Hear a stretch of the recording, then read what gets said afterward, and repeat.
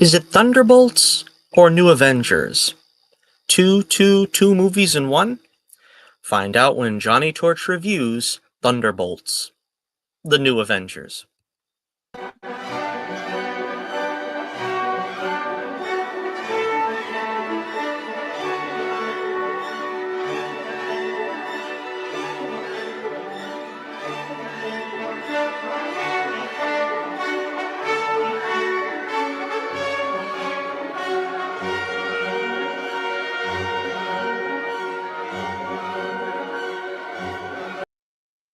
Well, welcome into another Johnny Torch reviews. We've had a lot of stuff to review lately, and we're going to have a lot more coming up.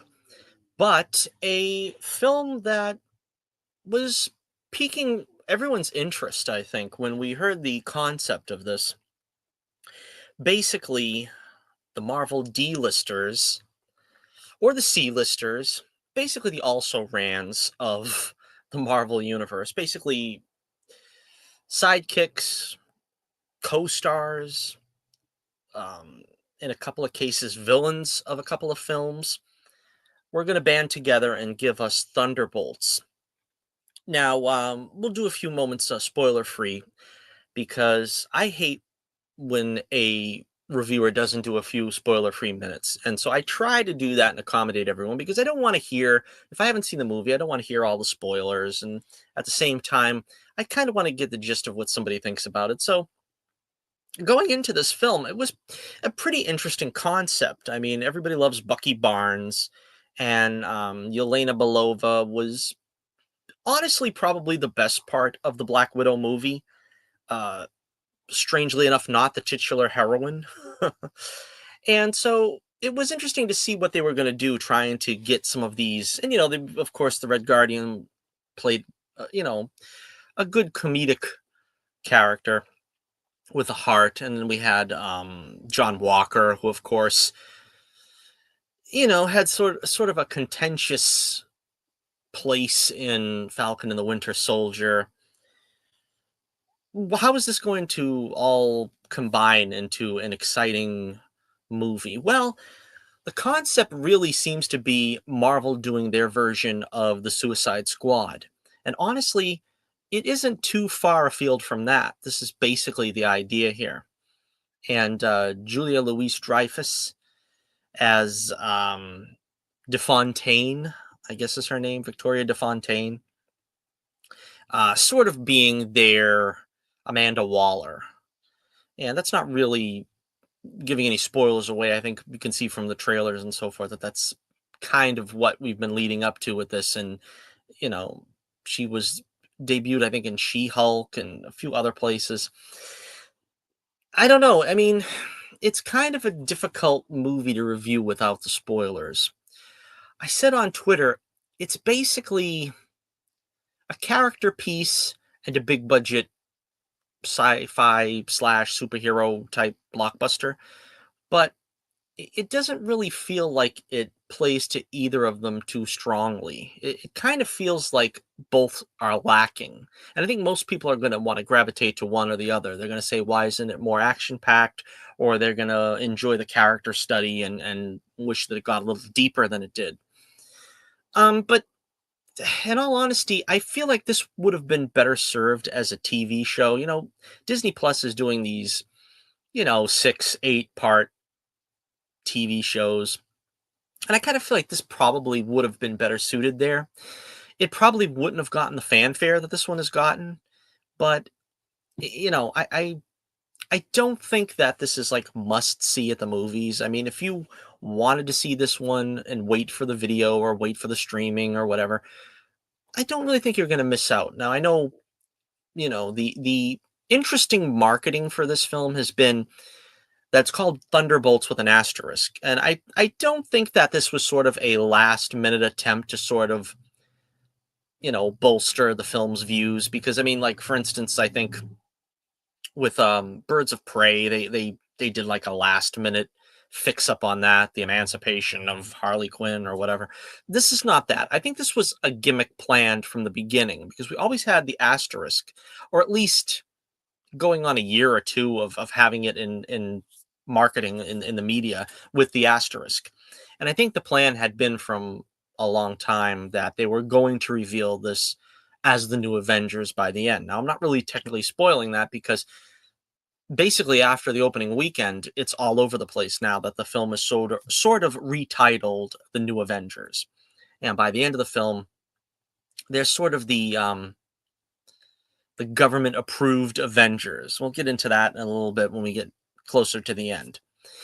Um, I feel like it's a film of two halves. I mean, the first half to me was a little dull, if I'm being honest. Second half was a lot more of the character stuff, and interestingly, the first half had probably the most action, but it felt kind of dull. And then again, the second had most of the character stuff, and I feel like it was kind of like by the numbers, and it really didn't. I don't think it was as satisfying as it could have been. Let's put it that way. So there, in a nutshell, I would probably say that it's sort of a wait to rent or wait to stream or whatever other avenues you would have to see it. Um, if I was to give this one a rating, a review rating, I would probably say this is like a C plus. I mean, it's not bad. I would give it probably 3.5 stars, I guess. It's kind of it's very watchable, but it's also it doesn't really reach the heights of, and I said this too on Twitter, that I think honestly the much maligned Captain America Brave New World was a better time at the movies. If you had your choice between checking out either of them in an evening and you're curious what's going on with Marvel, I would say watch Brave New World. That was actually a lot of fun. And it had its problems. And I said the way I described Brave New World was that it was a step in the right direction. It's not a masterpiece by any means, but it feels like we're kind of heading in the right direction. We're building towards something. I kind of expected that feeling with Thunderbolts, but it kind of feels like the only thing that is important about it, in as much as it's building towards something in the MCU, is the final 5 minutes, not counting the post-credit scenes. It just kind of feels like this was kind of just a routine film up until the last 5-10 minutes, and then it becomes something that, oh wow, now we're new Avengers and we're going to look at this group in a different light, so to speak. So that's all I'll say in the spoiler-free segment. We'll go on now, and like I said, check it out if you're interested. It's kind of, I'm challenged to say what it is in a non-spoiler way. It is a very difficult film to try to describe non-spoilery. So it's kind of a sequel to Black Widow. Now, I wasn't crazy about Black Widow, but if you enjoyed Black Widow, I think you'll probably like this because it picks up the beats of that film very well. And again, that's the spoiler-free portion. Now we'll get into the spoilers. So, spoiler warning, if you're going any further and you haven't seen the film, just be warned. All right, so as you can see, we have a lot of characters here that were from other films, particularly Black Widow. And the Ghost shows up. Now, honestly, I was a big fan of Ant-Man and the Wasp. A lot of people will try to say that the mediocre days of the MCU began around Ant-Man and the Wasp, and it was nothing to write home about or anything. I actually enjoyed Ant-Man and the Wasp a whole lot. I thought that was a really great film. It was not something where the stakes were amazingly high, but I thought Ghost was a good character. Now, this is a race slash gender changed Ghost from the comics, but I thought she was an interesting character, that she wasn't exactly a villain, and yet she was sort of fighting for survival. And so having her come back again, I thought that would be good. And to be honest with you, I think she does play a good part here. We don't really get too much of her, but I feel like we got enough. I mean, she's not a character that I don't think could carry her own film. And as a supporting character, it was really good seeing her back. I, for one, wanted to see more of her, and this was a good place to showcase her, really. We got Taskmaster back, however briefly. Now, I have to admit, this version of Taskmaster, Olga Karyenko, I believe is her name, the actress, they brought her back for only the briefest of cameos, and nobody liked what they did with Taskmaster in Black Widow. Taskmaster is actually a very,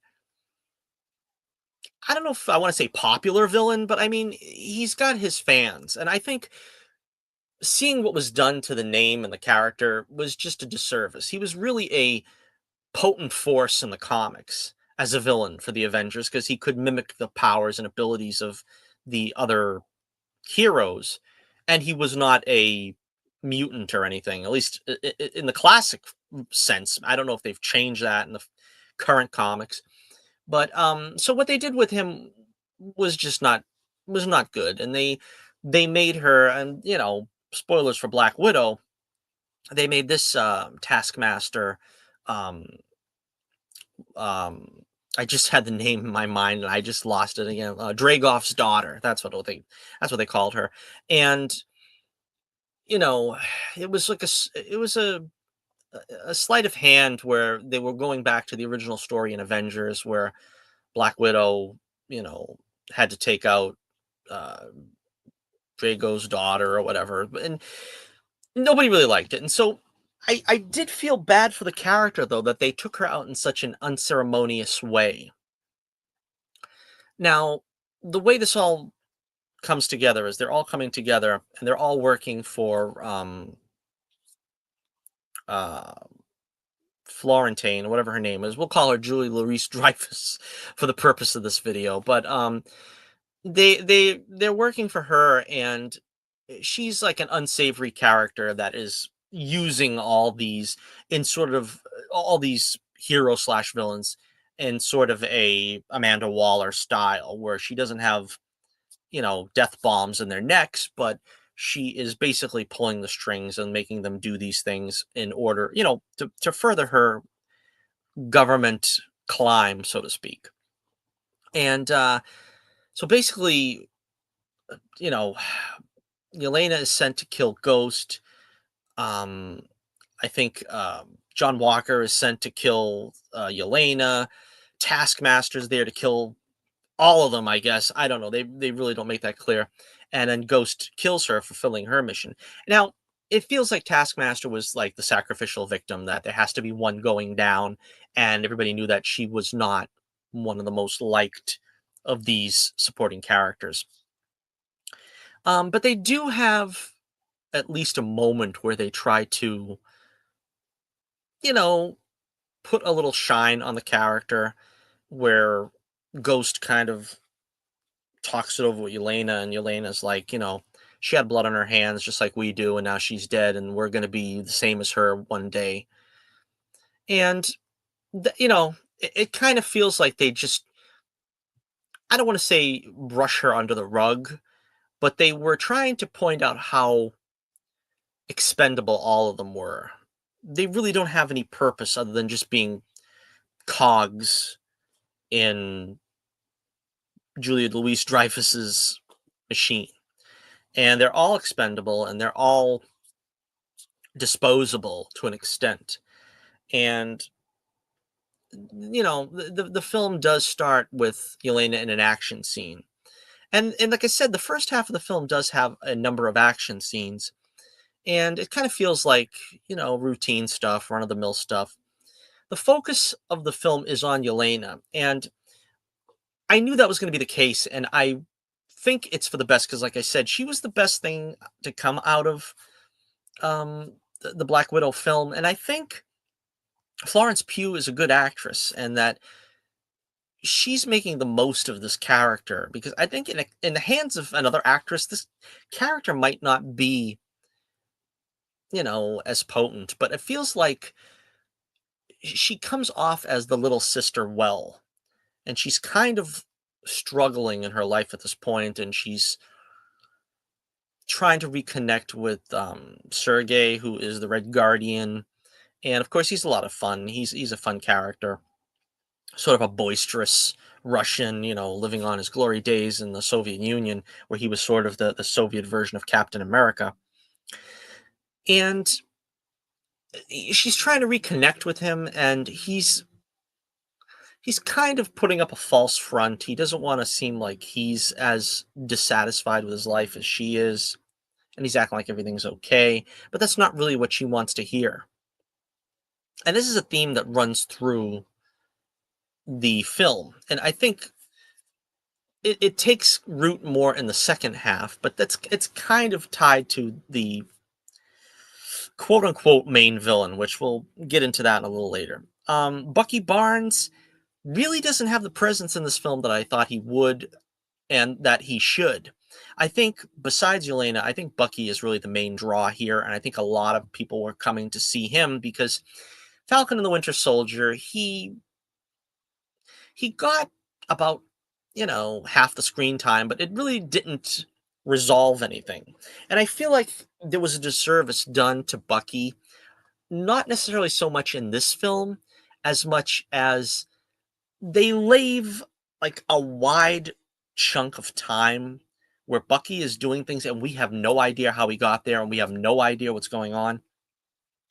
Now we leave Falcon and the Winter Soldier and he's like coming out of his past as the Winter Soldier, and he's sort of legally broken ties with that whole past, and he's not being charged with any of that. He's also trying to make it up to people that he has harmed and he has wronged, and so we feel that he's making progress forward.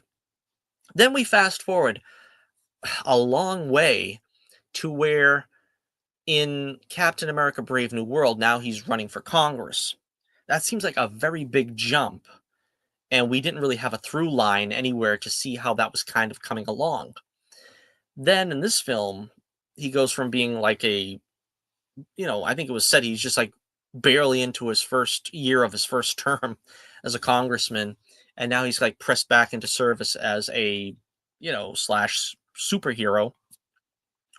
And by the end of the film, he's an Avenger. And it feels like it's been a crash course getting there. I mean, I don't really understand how we couldn't have strung that along, maybe a little more neatly. I don't know. John Walker, of course, is U.S. agent. I don't think they actually ever call him that in this film, but he was from Falcon and the Winter Soldier, and he was the government-appointed Captain America. You know, not to get too bogged down into the details about that, but he killed a terrorist, which seems to be a point of contention on the internet. But I mean, say what you want. I mean, you can't go around beheading a uh, you know, an unarmed prisoner, basically, which is what that guy was. Now that people have been trying to say, well, he was a superhuman or whatever. Well, that's still not the case. There is due process. You know what I mean? You can't just go around killing people, even if you're dressed as Captain America. And of course, he's filling in for Steve Rogers, which are big shoes to fill as it is. And so John Walker is a flawed character, and he was part of the 90s comics where that was the thing. We needed more violent characters. We needed the Punisher, we needed Wolverine, we needed Captain America was always the do-gooder, the Boy Scout. And so we wanted a Captain America who would be violent and who would show that, like the Punisher, the guilty had to be punished. And a lot of that went on in the 90s. And I feel like we're still paying for it these days because we got to keep going over that same ground over and over again where, like I said, you have to explain the superhero code and how being an anti-hero isn't really what the superhero genre is all about. It's not by getting blood on your hands and revenge and doing some kind of, you know, judge, jury, and executioner bit against the villains. Seems like we're always going through that. But I want to see how I can say this and censor myself probably, but Walker is a you know what. You just fill in any of your favorite curse words and it'll stick. It'll be work. It'll work with him. And I have a feeling that many have just come to your mind just thinking about this character if you remember him in any form, any shape or form. Um and that's his role in this, especially at the beginning. As kind of is the case for these things, he softens up a little bit by the end, but he doesn't have a very happy home life. He is all encompassed by his work, especially in the flashback when he's getting the mantle of Captain America.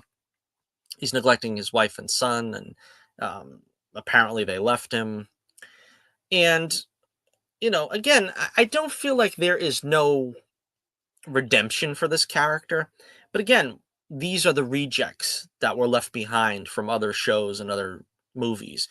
And it's kind of, this is the only place where they fit.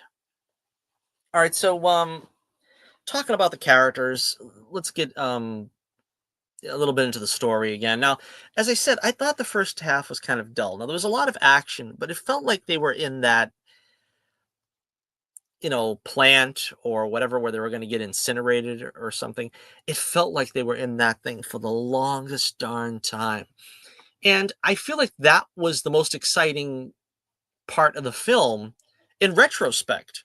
At the time, I felt like, well, can we just get on with it now? It's like it reminded me a little bit of the prologue there, the preamble of Kingdom of the Crystal Skull, where there's this like long, protracted adventure for Indiana Jones. He goes from the warehouse and he's out in the field on some kind of high powered sled, and then he's in the refrigerator on a nuclear blast.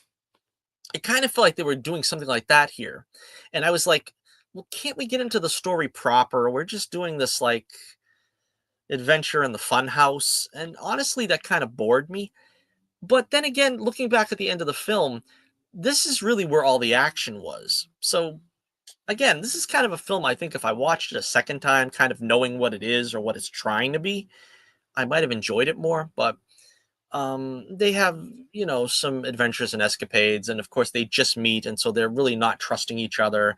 And the ghost is required to use her powers to help them, and is, oh, she's going to come back for us. I don't know. Of course, we kind of know she will because otherwise there's no movie. But the drama of that, of them trying to trust each other and this and that. They're introduced to a character named Bob. Let's talk about Bob for a second because we didn't really talk about him in the characters, but he's tied to the story more than anything else. Now, I never really. I'm aware of the character Sentry from the comics. I've seen a comic or two. Well, let's go even further than that. Like the comic Thunderbolts. Now, I had one or two of the Thunderbolts comics from back in the day, so I do know, full disclosure that this is not the Thunderbolts from the comics. Now, there's a running gag where this was the name of Yelena's soccer team or something when she was 8 years old or something, and that's kind of what Alexei decides to sort of name them. But this is not the same cast of characters that were in the comics. I think there was Abomination. I think it's the reason why I bought the book, because as a Hulk fan, I wanted to see the Abomination. I can't remember. It's too many of the characters, but to suffice to say that these are not the comic characters that were in that um, comic. Um, so Sentry, I again, it's the same thing. I had a comic or two in my collection that had Sentry, and I know that he's sort of the Marvel version of Superman. The idea is that he's like invulnerable, he can fly, he wears sort of the all-American colors and the blonde hair and everything. He's sort of Marvel's answer to Superman. Now, I don't really know what they've done with him. I think he was in, like I said, I think I have a Spider-Man issue or two where he showed up. But I was not aware that he becomes this character, no, I guess called Void, because he's got powers that open a void for anybody touching him. They basically see their worst day and are forced to relive it over and over again. Um, so he's basically, when they find him in the beginning of this movie, he's basically Shaggy from Scooby Doo. Basically, that's what he is. And, long story short, he was experimented on by Julia Louis-Dreyfus character. And the idea, I guess, now they say she was from a um, a foundation, a body, or whatever called Ox. Now I don't know what that is in Marvel. I really don't know. And they experimented on him to make him basically the most powerful hero ever, one that they could control, and that's what she's trying to do with him, Julia Louis-Dreyfus. They think he's dead. but he survived this experimentation, and now he's like helping them escape. And they find out that he's more than he seems when he gets shot by all these soldiers, and nothing happens to him, but he flies off and ends up getting captured again. And he's sort of programmed by Valentia, whatever her name is. And well, let's just talk about her to get this part out of the way. Another thing I felt, the reason why I felt the movie dragged was Julia Louise Dreyfus. I don't know. I don't really feel her character. I just don't know why. I just feel like she was too much in this film. And I think it could have changed with a different actress, depending on which way they wanted to go. Um, because with Amanda Waller, Viola, who is it? Viola, I can't remember her name right now, but she plays Amanda Waller very good. And she's kind of like the character you love to hate. And I think the same thing applies here. They want you to sort of love to hate this character, but I just hated her. There was no real. I wanted there to be some kind of. I don't know if that X quality that I could describe, but you know how there's like a character that is so slimy that you kind of respect them. I think the best maybe example of this is, probably like Gene Hackman in Superman 2, where you know that he's just like pulling strings and he's asking for trouble with General Zod and this and that when he's like trying to get his way around him and he wants to be ruler of Australia. I kind of feel like that was kind of what they were trying to do with her. And it really didn't come off to me. It felt like I just wanted her out of the picture, at the end of the movie when they're acting like, can we just break some bones if we can't kill her or something like that? I'm like, yeah, go ahead, please. Can you please just do something so that I don't have to see her again? But it's like, I mean, I guess it's not her fault. It's just, I don't know. Maybe it's the way that Julia Louis Dreyfus played her, but she was not entertaining to watch. And every time she kept popping up every 5 minutes, it's like even Nick Fury. Nick Fury is able to do that where he's a conniver, you know what I mean? And Samuel L. Jackson did that well as well. I mean, he was not very forthcoming with his charges when he was bringing the Avengers together and this and that. And he wasn't evil in the case like DeFontaine, but he, you know, he was a slippery character, in other words. I don't really feel like she's slippery as much as a grating character. And suffice to say, it just didn't work for me. That was another problem I had with the movie that just went on for a long time, a very long time. So Alexei ends up saving them in the desert after this long, sort of protracted escape scene, which, like I said, felt like it took about an hour of the film. And that's fun. I mean, I kind of feel like I think a lot of people complain about the humor in Marvel or in the MCU, so to speak. I mean, I think that the combination of Yelena and Sergey is good because it's like father daughter, and we don't really like see a lot of that. But also, there's also like a lot of I don't know how to describe it, but like an uncomfortable joke where he's just like so annoying and she's like embarrassed by him like a 14-year-old girl would be of her like old man. And it kind of feels like after a while I didn't think that was really that funny in the Black Widow film, and it kind of feels like they're going back to that here, and I'm like, I think maybe we can move on from that now. I don't know. But then they have another scene later in the film where they kind of make amends, and it really is a heartfelt scene, and it really moved me emotionally because again, we'll get to this part now about Bob, and there's really a dark underlying tone in the film about depression, and in some cases it could be even mental illness. A lot of these people that are the Thunderbolts have these kind of problems of depression. I mean, the Red Guardian is a limo driver now, and he's still reliving the glory days of being in the Soviet Union. and Ghost really doesn't have a family, and I guess the same for U.S. Agent now, and he's kind of a miserable character. It's in. I swear they take the Lord's name in vain more times in this movie than I think should be possible. But that's another thing I really wasn't too crazy about. Mostly, U.S. Agent's character, I think, was the unfortunate cause of that.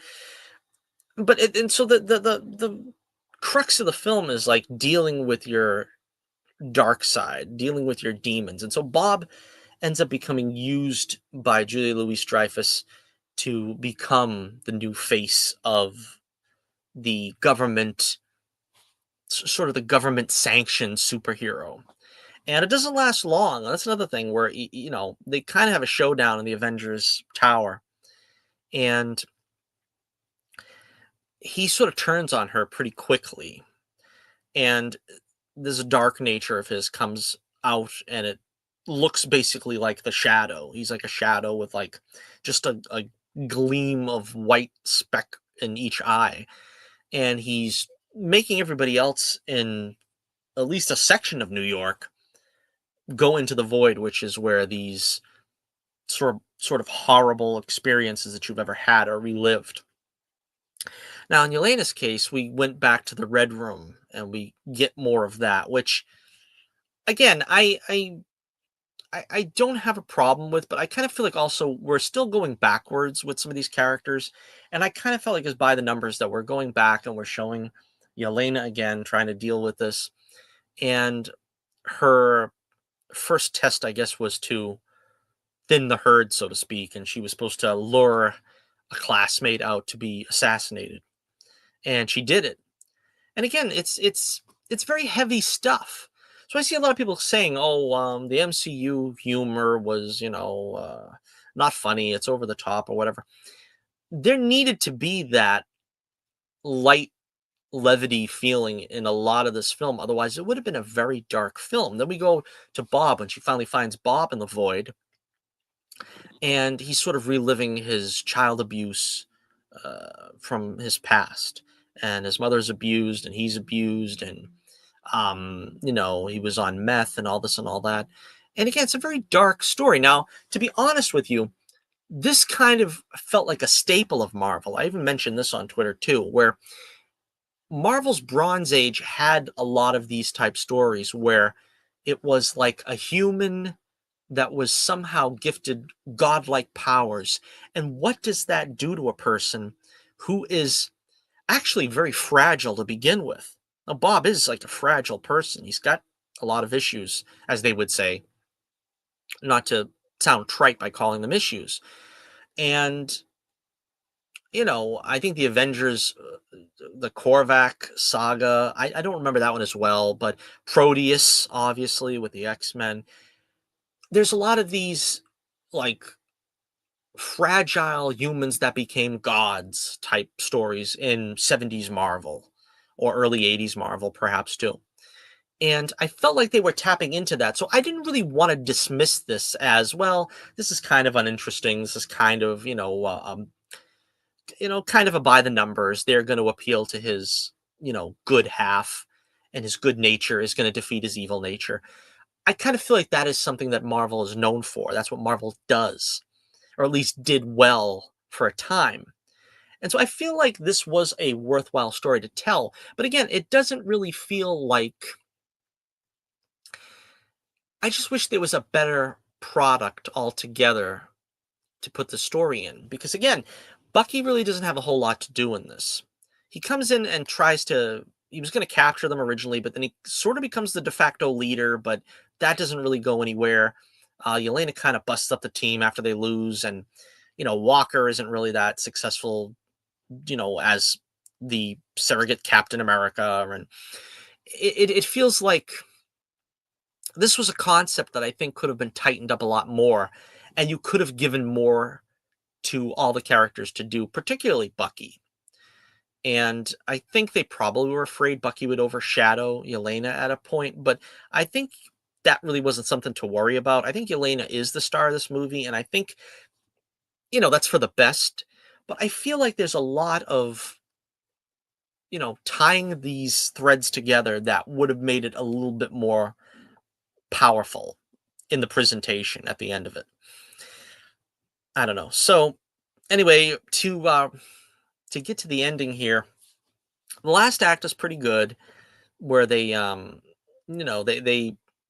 try to get Bob to defeat his darker self, and then they kind of actually have to pull him back before that darker self turns him dark, because he's trying to defeat the darkness, which is like making him dark. So again, there's some interesting things going on here, some interesting themes, and perhaps you can, delve a little bit more deeply into them. Again, we didn't really see what was going on with Bucky and Ghost and all those things. They kind of left to the side while this is happening. Yelena kind of has to relive the Red Room again, and she has to kind of deal with what she's become, which is basically like a weekend alcoholic. And that's kind of like I said, the emotional scene between her and the Red Guardian, where she's basically saying, my life is pretty much in a shambles, because it's basically, go out and kill somebody, come home, get drunk, and then stare at your phone and have no life. You know what I mean? So I mean, I feel like in a way the message is, it's a pretty strong message, but I feel like the vehicle for it maybe could have been tuned up a little bit so that it felt a little more, I don't know, all encompassing, maybe. I'm not sure. Like I said, I feel like if this was a TV show, maybe they would have highlighted some of those corners to sort of give everybody a moment in the sun, but it feels kind of like it feels kind of like they get the shaft, to an extent, most of the supporting cast. And at the end, of course, they sort of go to confront, and after Bob has succeeded, and he's such a great actor, this guy. I think I got his name here. Let me look it up. Lewis Pullman. I know they were going to have another guy play Sentry, but he had to back out. He was an Asian actor. I can't remember his name right now, but we're so blessed that he did have to back out, because this guy was really great. He was really a find, and he did play it with all the sort of nuance and stuff of someone going through the kind of mental trauma that not necessarily is like a PTSD, but the suffering that life throws at you. It kind of feels like this is genuine when you read it on him, that this is kind of something you can understand he's been through. Drug abuse and child abuse and this and that. Again, heavy stuff, and I don't really know. I mean, I think it was handled well, but again, I don't know if it really comes together in the end. And then we have, of course, like I said, the Julie Louis-Dreyfus's character.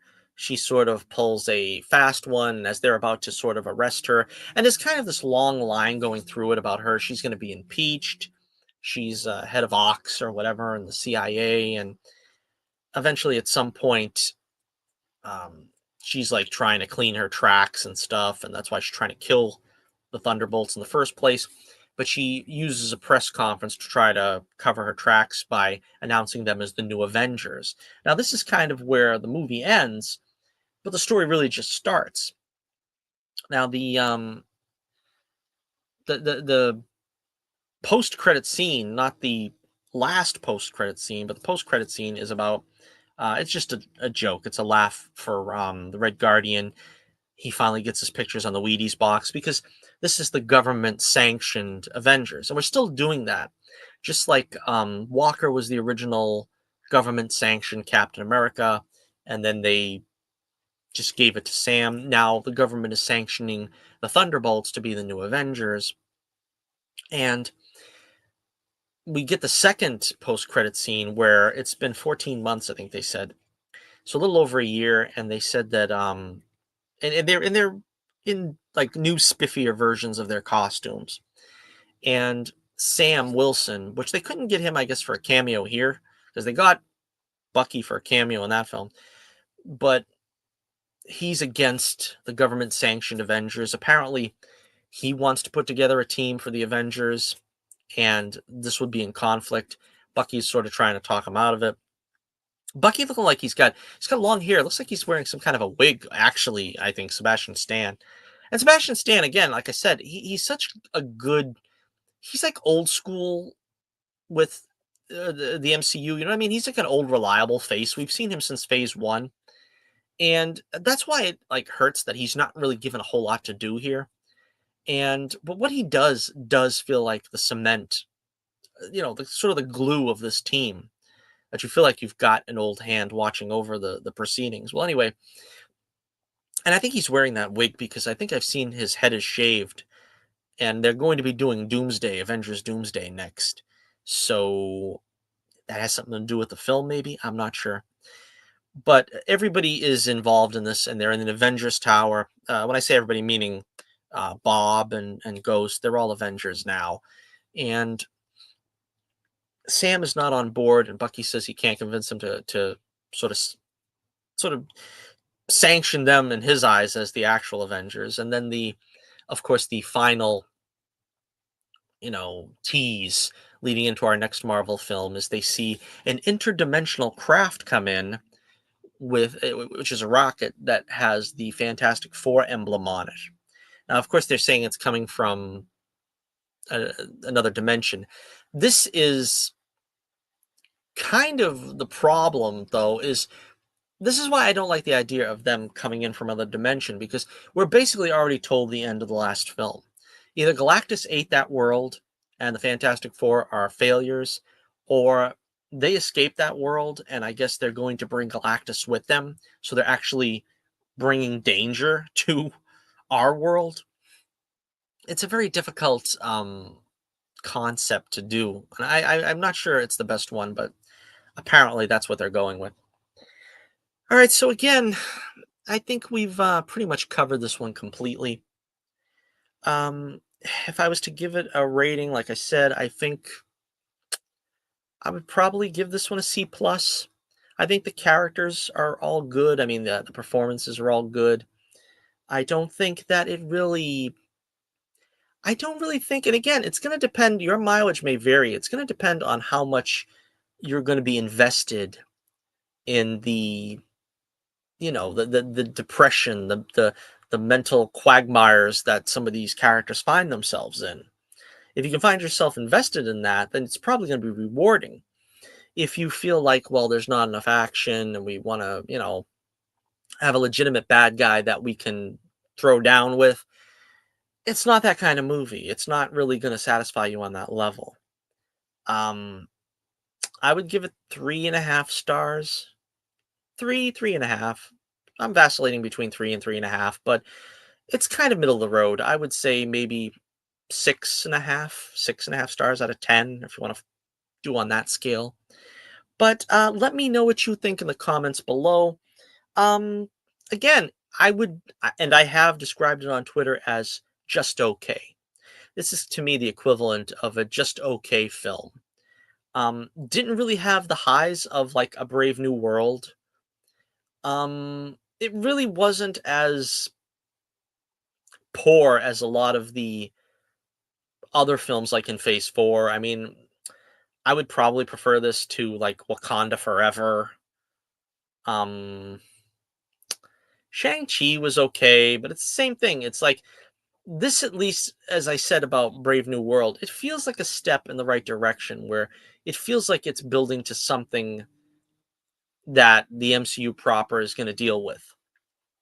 And it basically is telling you that in them being the new Avengers. So this is something that is important, that you really can't just skip this film. I mean, you could skip Shang-Chi, you could probably skip Wakanda Forever, you could probably skip a lot of the stuff in Phase 4 that really wasn't all that important. This, though, is sort of an important film that I think is going to be necessary to see going forward. So take that as you will. Okay, so let me know what you think in the comments below about Thunderbolts / New Avengers. Did you like it? Did you ride with it? Did you think it was, a little underwhelming, which is kind of what I felt? Are you excited to see these new characters as the Avengers? Let me know in the comments below. Make sure you like, share, and subscribe if you haven't already. We are getting a lot of new subscribers lately, which is great, and I thank you for that. And we've got still a lot to look forward to this summer, not the least of which, of course, the Fantastic Four, which this film sort of leads us into. Superman, of course. lots of stuff to come, lots of good stuff to come. So stay tuned. Okay, so until next we meet, this is Johnny Torch reminding you once again, keep the flame burning brightly, and I'll be with you again real soon.